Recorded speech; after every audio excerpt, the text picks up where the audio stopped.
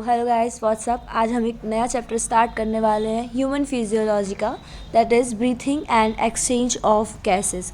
तो इसमें हमें कुछ टॉपिक्स कवर करने हैं। Breathing and exchange of gases में लाइक रेस्पिरेटरी ऑर्गन्स, हमारे जो ऑर्गन्स ऐसे कौन से ऑर्गन्स हैं जिनसे हम रेस्पायरेशन करते हैं, लाइक ह्यूमन रेस्पायरेटरी सिस्टम, ऐसे कौन से ऑर्गन्स हैं जो हमारा सिस्टम बनाते हैं, ह्यूमन रेस्पायरेटरी जो हमारा रेस्पायरेटरी सिस्टम बनाते हैं। मैकेनिज्म ऑफ ब्रीथिंग क्या है, कुछ रेस्पायरेटरी वॉल्यूम एंड कैपेसिटीज़ को कवर अप करेंगे हम इस लेक्चर में। एक्सचेंज ऑफ गैसेस कैसे होता है वो देखेंगे। ट्रांसपोर्ट ऑफ ऑक्सीजन कवर करेंगे। ऑक्सी हीमोग्लोबिन जो डिसोसिएशन कर्व है इसके बारे में डिस्कस करेंगे।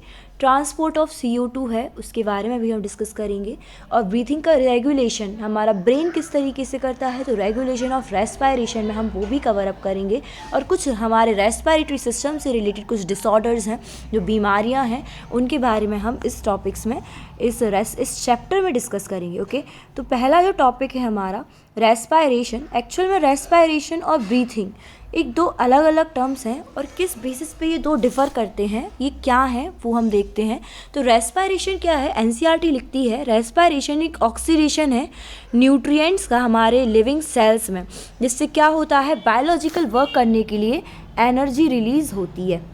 ओके, तो respiration is the oxidation of nutrients in the living cells to release energy of biological work. जो भी हम डे टू डे लाइफ में हम वर्क करते हैं, तो रेस्पायरेशन प्रोसेस में क्या होता है, जो भी हम न्यूट्रिएंट्स ले रहे हैं बाहर से बाय इंजेक्शन, है ना, खाना खाते हैं तो उसका ऑक्सीडेशन होता है, और उससे जो भी एनर्जी रिलीज़ होती है वो हमारे बायोलॉजिकल वर्क में यूज़ होती है। इस टाइप की एनर्जी रिलीज़ करने की जो प्रोसेस होती है उसको अपन रेस्पायरेशन बोलते हैं।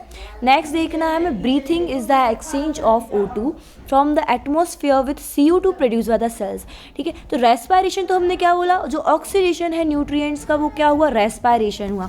ब्रीथिंग हम किसे बोल रहे हैं, सिर्फ वो एक्सचेंज जो O2 का हम और CO2 का एक्सचेंज करते हैं एटमॉस्फेयर के प्रेजेंस में, तो वो होता है ब्रीथिंग। लाइक O2 जो है वो हम अंदर लेते हैं, इनहेल करते हैं, और CO2 जो है वो एक्सहेल करते हैं। तो इतना सिर्फ जो प्रोसेस होता है एक्सचेंज ऑफ गैसेस का, ये होता है ब्रीथिंग का पार्ट होता है।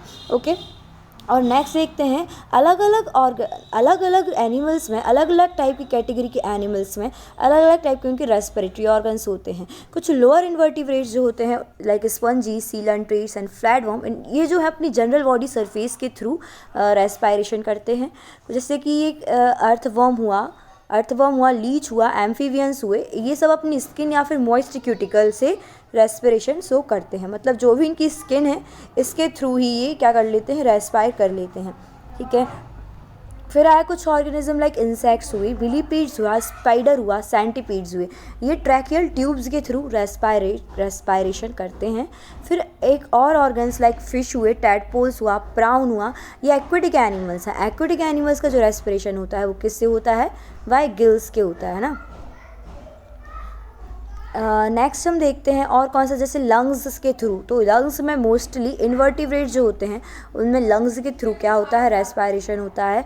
तो लंग्स का जो रेस्पायरेशन होता है उसको हम पल्मनरी रेस्पायरेशन बोलते हैं, और ह्यूमन बींग्स में भी लंग्स के थ्रू क्या होता है, रेस्पायरेशन दिखता है। तो लंग्स किस तरीके के, ये चेस्ट कैविटी में प्रेजेंट होते हैं। अब हम नेक्स्ट ऑर्गन के बारे में यहाँ पे पढ़ने वाले हैं कि हमारा रेस्पायरेटरी सिस्टम है वो क्या है। तो ह्यूमन रेस्पायरेटरी सिस्टम में दो चीज़ इंक्लूडेड होती हैं, एक एयर ट्रैक्ट इंक्लूडेड रहता है और एयर पासेज इंक्लूडेड रहता है, और एक रहता है पेयर्ड लंग्स इंक्लूडेड रहते हैं।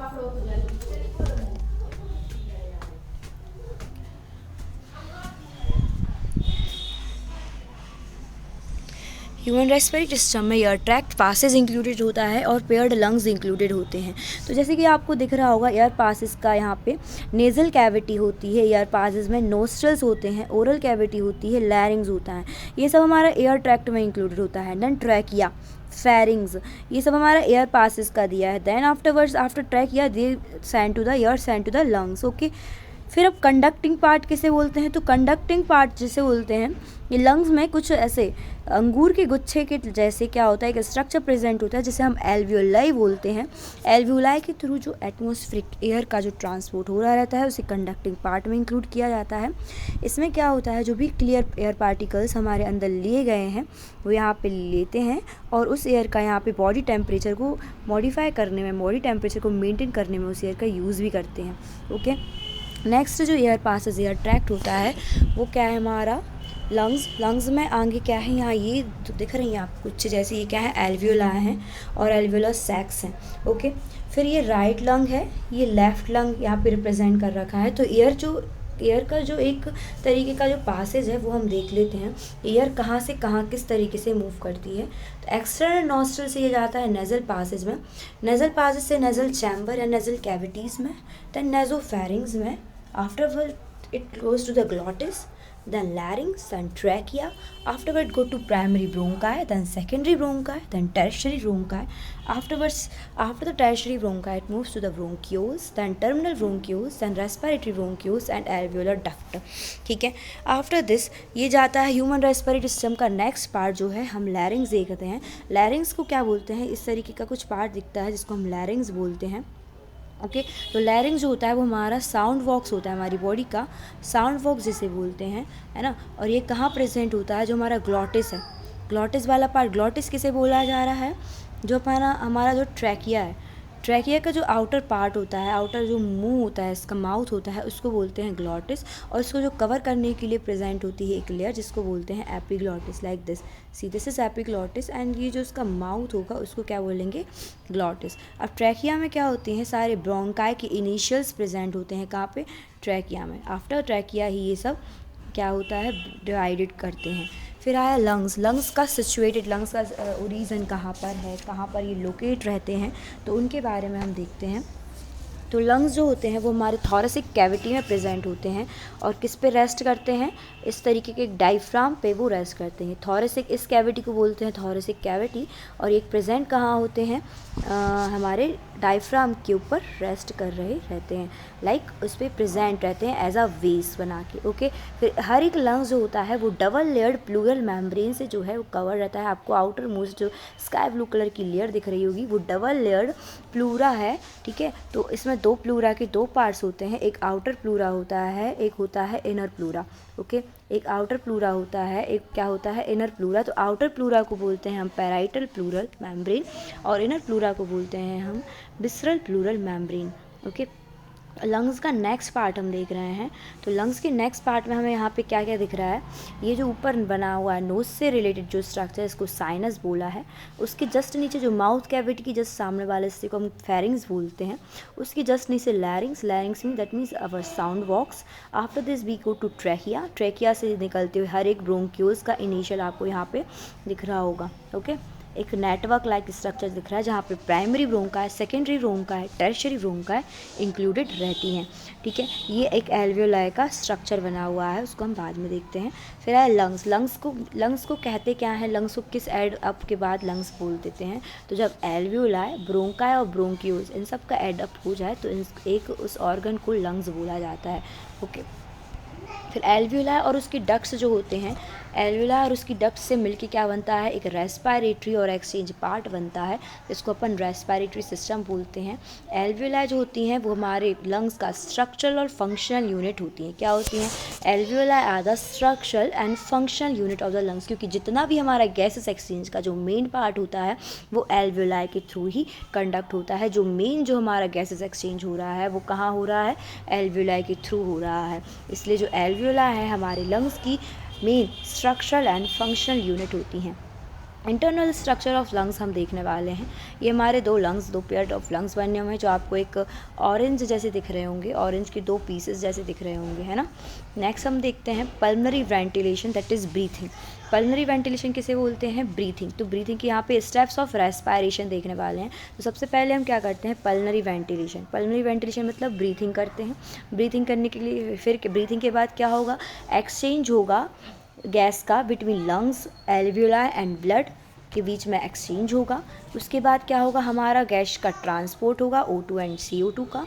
आफ्टरवर्ड्स क्या होगा, गैस एक्सचेंज जो होंगे ब्लड और टिश्यूज़ के बीच में गैसेज एक्सचेंज होगा। दैन सेलुलर और ट्रू टिश्यू रेस्पायरेशन होगा।